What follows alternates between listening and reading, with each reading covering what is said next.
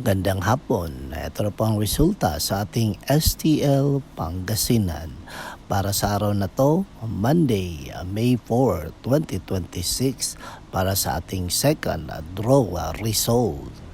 Ilabas nyo na mga STL tickets nyo at ito na ang resulta sa ating second draw.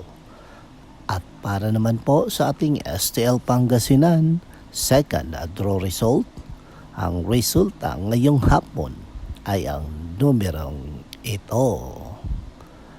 Shout out sa lahat ng mga anak. Dapat huwag tayong pasaway sa ating mga magulang dahil mahirap ang maging magulang. Lalong-lalo na sa paghahanap ng pera para may papakain sa inyo. Okay? Don't forget to subscribe. Purple Green TV. Paki-like, share at comment po. Thank you.